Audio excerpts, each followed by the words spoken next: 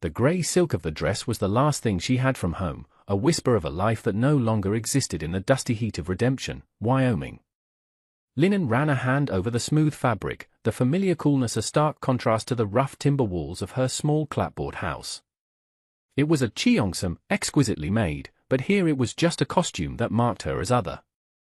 It was a ghost, and she was its keeper. She had arrived with her husband, Wei, full of plans for the small plot of land he had claimed under the Homestead Act. The land was mostly rock and sagebrush, but it had one treasure, a small, steadfast spring that bubbled up cool and clear even in the punishing summer of 1878. But the Wyoming fever had taken Wei 3 months ago, leaving Linen a widow in a land that did not know her name. As a widow, the territorial laws granted her control of the claim, a small mercy that had quickly become a curse. The spring had drawn unwanted attention. Therefore, she now faced a man who wanted it for himself, a man who believed a lone Chinese woman was an obstacle easily removed. Bartholomew Thorne, owner of the Thorne Freight and Supply, was not a man who used fists when a smile and a veiled threat would do. He had visited her yesterday, his polished boots leaving prints in the dust she had just swept. He stood on her small porch, hat in hand, speaking of community standards and the unfortunate difficulties a woman like her must face. He offered to buy her claim for $20. It was an insult. The land, with its water source, was worth 100 times that to his freight company and the thirsty teams of mules he ran. When she had quietly refused, his smile had tightened. "Mrs. Lin," he'd said, his voice smooth as oiled leather, "this is a generous offer born of Christian charity. I suggest you reconsider. You have 1 week. After that, I cannot be responsible for how the good people of Redemption might view an uncooperative resident." Now, the week had begun its slow, menacing crawl. She had $2 and a handful of coins saved from her laundry work. It was not enough to run, and not enough to fight. All she had was this small house, the land deed with Wei's hopeful signature on it, and a stubbornness forged in a life of hardship she never spoke of. She looked at her reflection in the small, cloudy mirror. The woman in the grey dress looked fragile, a willow branch in a windstorm. But willows, she reminded herself, were made to bend, not break. The question was whether the storm would be strong enough to pull her up by the roots. Her only customers were the few who valued her meticulous work over the town's prevailing prejudices. One of them was a man as large and quiet as the mountains that rimmed the territory. He was a freighter, though not one of Thorne's. He worked an independent route, hauling goods from the railroad spur to the mining camps in the north. His name was Arthur Bishop. He was a giant of a man, with hands that seemed large enough to palm a boulder, yet he always handled the folded laundry she gave him with a surprising gentleness. He never said more than and thank you, his voice a low rumble. He paid in coin, never script, and always left a little extra. He was a silent, steady presence in her week, a brief moment of predictable calm. But she knew a man like that could not, and would not, intervene in her troubles. In this land, people fought their own battles. The first sign of Thorne's promise came 2 days later. She had a line of sheets bleaching in the relentless sun, the clean white a stark banner of her defiance.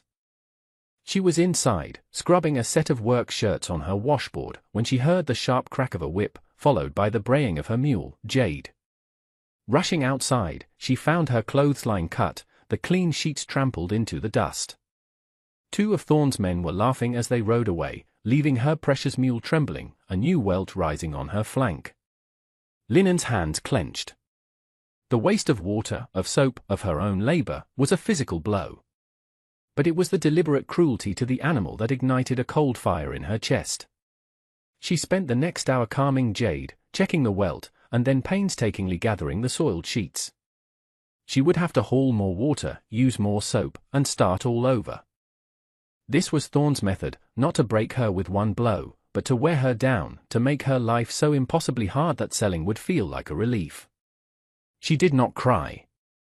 Tears were a luxury, like the wasted water now soaking into the Wyoming dust. The next day, the pressure escalated from nuisance to public humiliation. She had to go to the general store for lye and salt pork. As she stepped onto the boardwalk, Thorne was there, waiting. He was not alone. He stood with the town's blacksmith and the hotel owner, men whose opinions carried weight. "Mrs. Lynn," Thorne called out, his voice pitched for everyone on the street to hear. "I was just telling these good gentlemen about your predicament. It seems a shame for a woman alone to struggle so. I've come to repeat my generous offer. $20, and you can be on the next wagon out of this territory, free of all this trouble." Every eye on the street turned to her. She felt them like a physical weight, 100 judgments pressing down. She could feel the color draining from her face, but she lifted her chin. She looked directly at Thorne, ignoring the others. "The land is not for sale, Mr. Thorne," she said, her voice quiet but clear. Thorne sighed dramatically, a performance for the crowd. "Stubbornness is not a virtue, madam. It is a flaw. This town takes care of its own. You are making it very difficult for us to consider you one of us." He took a step toward her. She held her ground, her small basket clutched in her hands. She felt a profound and terrifying loneliness.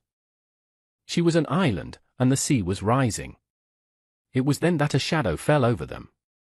Arthur Bishop had come out of the general store, a sack of flour over one shoulder as if it were a pillow. He was taller than Thorne by a head and broader by half. He didn't look at Thorne. He didn't speak. He simply stopped, his presence shifting the balance of the entire street. He set the flour sack down with a soft thud and looked at Linen. "Your laundry is ready," he asked, his voice calm and low. The question was so mundane, so out of place in the tense standoff, that it broke the spell. It was a simple question of business, an assertion that she was a part of this town's commerce, a woman with a trade, not a problem to be solved. Linen found her voice. "Yes, Mr. Bishop. It will be ready by sundown." "I'll come by for it then," he said. He nodded once, a small, deliberate movement. Then he picked up his flour sack, turned, and walked away. He had said nothing to Thorne, had made no threat. But his quiet, solid presence had been enough. He had stood with her, not against Thorne, but simply beside her. The distinction was everything. Thorne's face, which had been a mask of public concern, hardened into something ugly. The crowd began to disperse, the show being over. Thorne looked at her, his eyes cold with fury. "A respectable woman wouldn't be keeping such company," he hissed, his voice low and venomous now that his audience was gone. "The territorial magistrate will hear about this. We have laws about vagrants and troublemakers consorting with foreign women of questionable character." He had changed his attack. It was no longer just about land.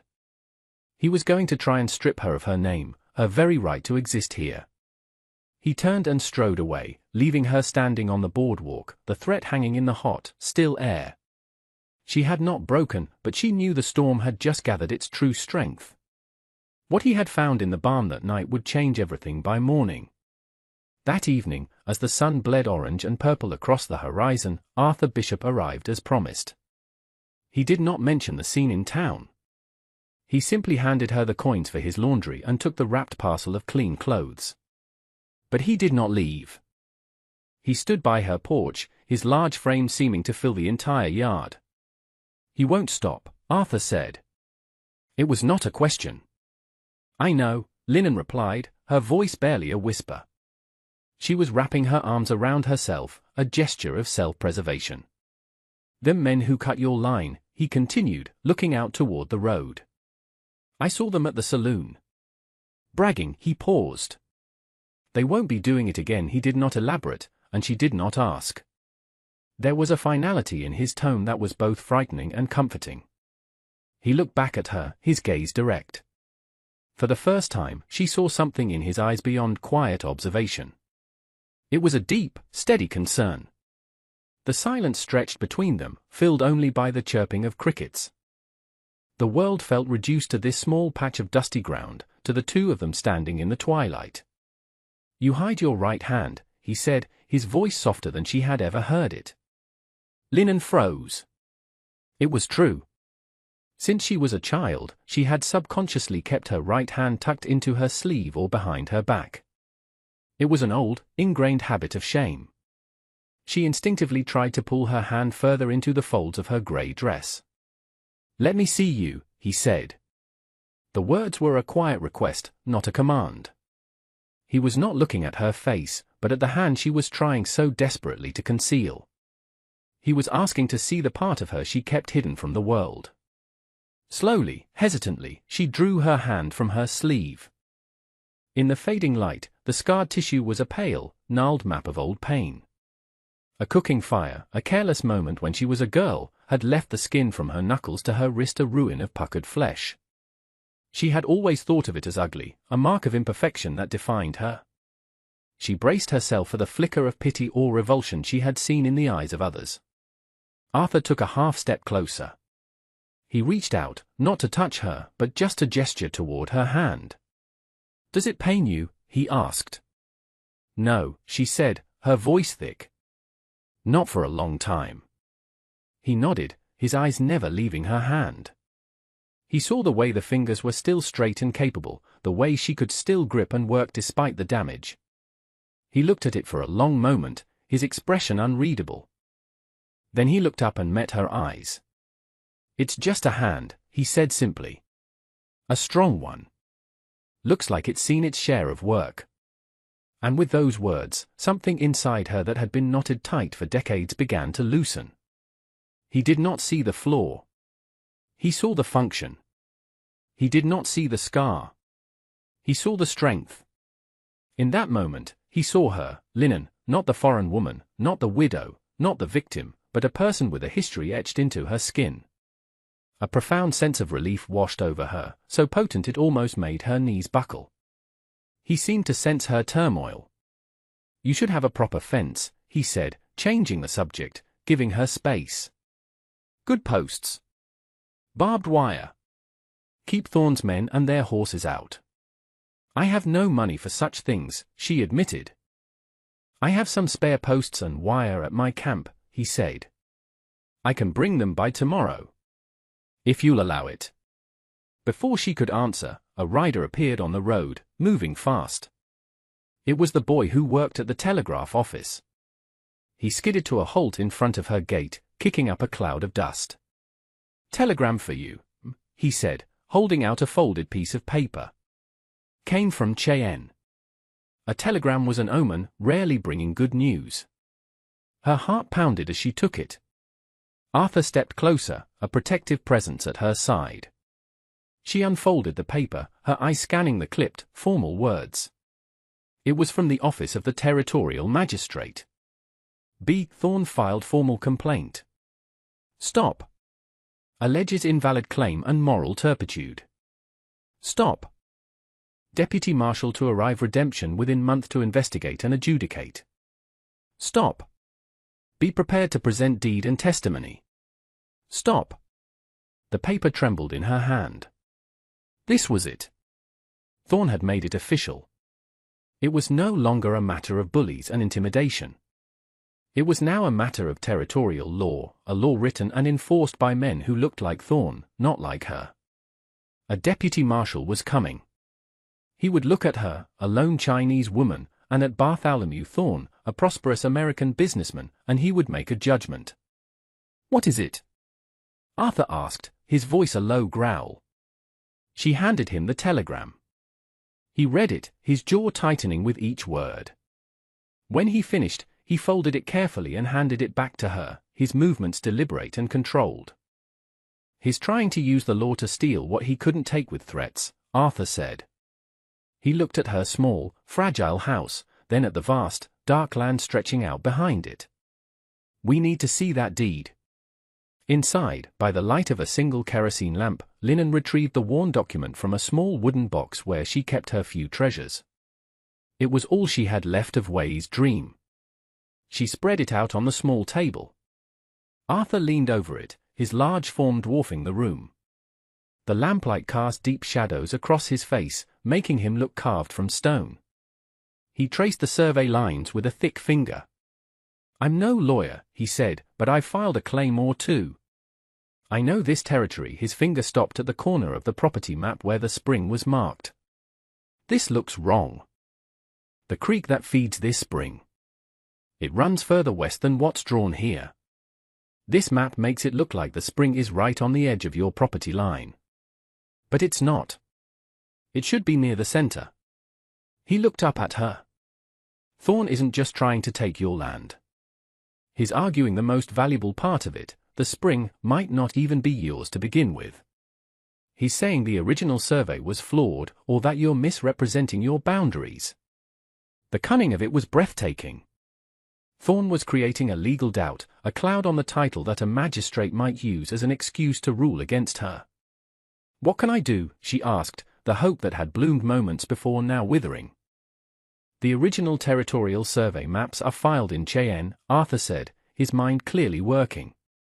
"A copy of the plat for this section would prove where that spring really is. We could send a telegram to the land office, request they send a certified copy by coach." "That would cost money," she said, the familiar, bitter shame of poverty rising in her. "I have money," he said flatly, as if it were the simplest thing in the world. "This ain't about money, Linen. It's about what's right." He had used her given name for the first time. It sounded solid and real in his deep voice. He then made an offer that stunned her. "There's another way. A faster way. You could sell the claim to me. Right now. I'm a citizen. I have standing. Thorn's complaint against you would be moot. I'd pay you a fair price, a real price. $300. You could take the money and be away from this place, away from him." It was a lifeline. He was offering her an escape, a way out of the storm. It would cost him nearly everything he had, she guessed, and it would put him in direct conflict with Thorn. He was willing to take on her fight as his own. She looked at him, at the earnestness in his face, and felt a wave of gratitude so powerful it was dizzying. But then she looked at the deed on the table, at Wei's name. She thought of the men who had trampled her sheets, of Thorn's smug, cruel face. If she ran, he would win. He would get the land, the water, and he would have proven that a person like her could be swept away like dust. Her fear was a cold, hard knot in her stomach, but beneath it was that core of willow-like resilience. It was Wei's dream, but it was her fight now. "No," she said, her voice shaking but firm. "I will not sell. I will not run." Arthur looked at her for a long, silent moment. He saw the fear in her eyes, but he also saw the iron resolve behind it. A slow smile touched the corners of his mouth. It transformed his rugged face. "All right then," he said, a note of deep respect in his voice. "Then we fight." That single choice, to stand her ground, had cost her the safety he offered. But it had gained her an ally she could not have imagined. The next morning, Arthur was true to his word.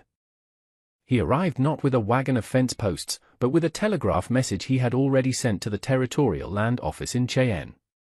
It was a carefully worded request for a certified copy of the original survey plat for her section, citing a boundary dispute.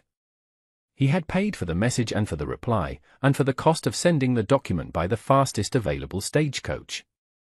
For the next 3 weeks, a strange and quiet routine settled over them. Every day, Arthur would ride out to her claim after finishing his freight runs. He did not bring up the coming legal battle. Instead, he brought the fence. He dug post holes in the hard, sun-baked earth, his powerful body moving with an easy, efficient rhythm. He taught her how to stretch the barbed wire taut, showing her how to use the tool without speaking of her scarred hand, treating her as a capable partner. They worked together in the long, hot afternoons, a silent team under the vast Wyoming sky. In these shared hours of labor, Linen began to see the man behind the giant's frame.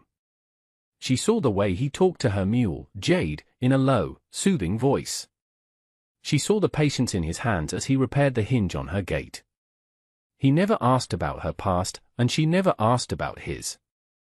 Their communication was in shared tasks, in the passing of a hammer, in a cup of cool water from the spring she brought him. A bond was forming between them, woven from threads of mutual respect and quiet understanding. It was a fragile thing, but in the harshness of her world, it felt as strong as the fence they were building. The town watched, of course. Whispers followed her when she went to the store. Thorne's men would sometimes ride by her property, their sneers obvious, but they never crossed the new line of barbed wire. The fence was more than a boundary of land, it was a statement.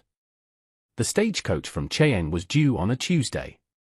The day before, Arthur found her by the spring, her face etched with worry.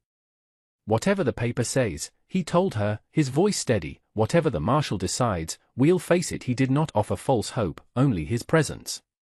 It was a promise more valuable than any guarantee of victory. The certified plat arrived.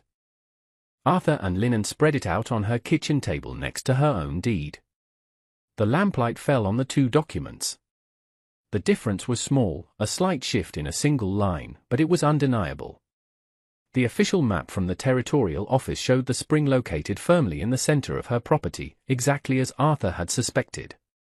The map on her deed, the one filed locally by Thorne's associate at the land office, showed it on the very edge, making its ownership ambiguous. "He had a forger," Arthur said, his voice hard as iron. "Someone here in town altered the copy of the deed that was filed locally. He knew no one would ever think to check it against the master plat in Cheyenne. It was a clever, cynical fraud, preying on the assumption that no one would go to the trouble or expense for a piece of land owned by a Chinese widow. They now had proof. But proof was only as good as the man who was willing to look at it. The deputy marshal was still an unknown. Deputy Marshal Frank Carver arrived 2 days later. He was not what they expected. He was a wiry, older man with tired eyes that seemed to have seen every kind of human failing. He didn't set up in the hotel or the saloon. He conducted his business in the town's small courthouse, a single room with a dozen wooden benches. He called Thorne first. Then he called Linen.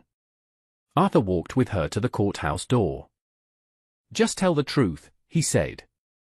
"That's all you have to do." Linen entered the room alone. Thorne was there, sitting with his lawyer, looking confident and righteous. Marshal Carver sat behind a plain wooden desk.